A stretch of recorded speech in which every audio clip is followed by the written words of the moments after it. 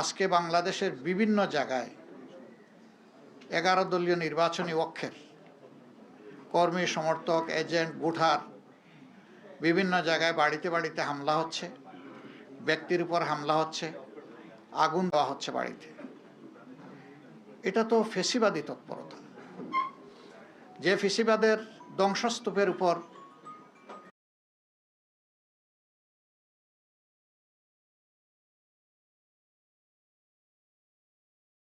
এই জাতির জন্য খুবই দুর্ভাগ্যজনক এবং এর সম্পূর্ণ দায় তাদেরকে নিতে হবে যারা এই ধরনের অপকর্মে লিপ্ত হবেন।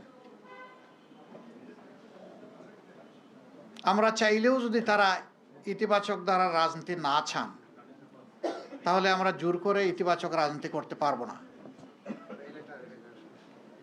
নির্বাচনে যারা সংখ্যাগরিষ্ঠ আসন পেয়েছেন, যেভাবেই পেয়ে থাকুন, এ ব্যাপারে আমাদের যথেষ্ট অবজারভেশন আপত্তি আছে।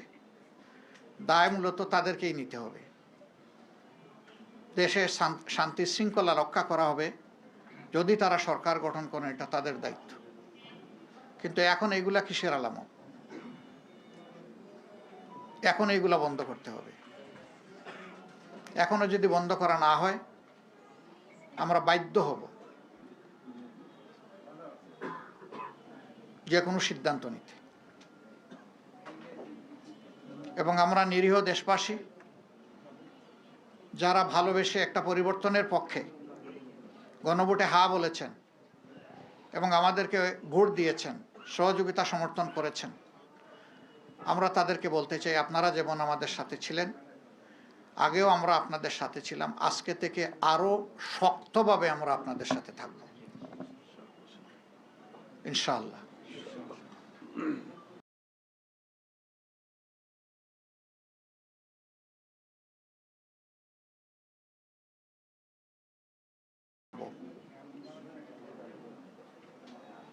বেশ কিছু জায়গায় আপনারা লক্ষ্য করেছেন, কালকে নির্বাচনী সম্প্রচার যখন হয়, ফলাফল হঠাৎ করে বন্ধ।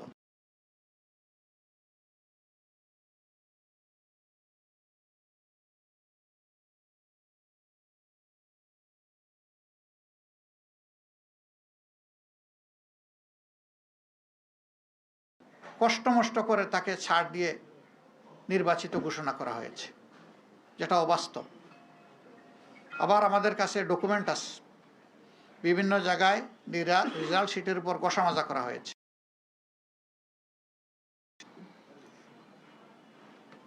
কিছু কিছু আসনে দ্বৈত নীতি অবলম্বন করা হয়েছে। নাসিরউদ্দিন পাটোয়ারির আসনের ব্যাপার আপনারা সবাই জানেন, এটা আমাকে বড় করে আর বলতে হবে না। সেখানে কি হয়েছে? সেন্টার দখল করে একজন নেতার আপনজনের নেতৃত্বে সেখানে যা হয়েছে তার সাক্ষী এই দেশবাসী, বিশ্ববাসী, আপনারাও। আমরা জেনেছি আপনাদের কারণে। বাংলাদেশ খেলাফত মজলিসের আমির আল্লামা মামুনুল হক সাহেব নাসিরউদ্দিন পাটোয়ারির ওখানে যে কারণে অন্য একজন প্রার্থীর পক্ষে ব্যালট অ্যাকসেপ্ট করা হয়েছে, ঠিক একই কারণ বিদ্যমান থাকা সত্ত্বেও মৌলানা মামুনুল হক সাহেবের পক্ষে এটা অ্যাকসেপ্ট করা হয়নি। তো এক দেশে কি দুই আইন চলবে? নির্বাচন কমিশন কি এক এক জায়গায় এক একটা আইনের প্রয়োগ করবে একই বিষয়ে? এটা এখন বিশাল প্রশ্নের ব্যাপার। আমাদের সেক্রেটারি জেনারেল সহ বেশ কিছু আসনে এই ধরনের ব্যাপার আছে। স্ব আসনে যাদের উপরে এই অন্যায় আচরণ করা হয়েছে, যাদের অধিকার জোর করে কেড়ে নেওয়া হয়েছে, আমাদের সিদ্ধান্ত তারা প্রতিকার চাইবেন। সুনির্দিষ্ট সময়ের ভিতরে যদি আমরা প্রতিকার পাই তাহলে এক কথা, কিন্তু যদি না পাই তাহলে এখানেও আমরা বাধ্য হব আমাদের পথ ধরতে। আমরা আশা করব নির্বাচন কমিশন শুভবুদ্ধির উদয় হবে এবং তারা ন্যায় ইনসাফ করবেন। না করলে দায় তাদেরকে নিতে হবে। আমরা এখনো বলবো, দেশকে আমরা ভালোবাসি, ভালোবাসার জায়গা থেকে আমরা দেশের শান্তি শৃঙ্খলা এবং দেশের ঐক্য চাই। আমাদের স্লোগানই ছিল ঐক্যবদ্ধ বাংলাদেশ। ঐক্যবদ্ধ বাংলাদেশে থাকতে হলে পরস্পরকে সম্মান করেই থাকতে হবে। এখানে কেউ রাজা নয় আর বাকিরা প্রজা নয়। এখানে কেউ মালিক নয়, বাকিরা তাদের অধীনস্থ নয়। এখানে সকলেই বাংলাদেশের একই সংবিধানের অধীনে সমান অধিকার তারা ভোগ করবেন। অতীতে ফ্যাসিবাদের বিরুদ্ধে আমাদের লড়াই হয়েছে, আমরা আশা করেছিলাম যে এই কালো অধ্যায়ের অবসান হোক, কিন্তু যদি আবার এটা ফিরে আসে আমরা লড়ে যাব, আমরা থামবো না ইনশাআল্লাহ। এখানে কোনো ছাড় দেব না।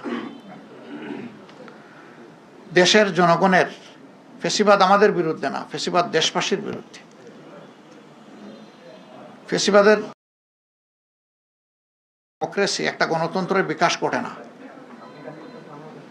সারা বিশ্ব থেকে এখানে পর্যবেক্ষকরা এসেছিলেন, তারা সময় দিয়েছেন, ঘুরেছেন, দেখেছেন।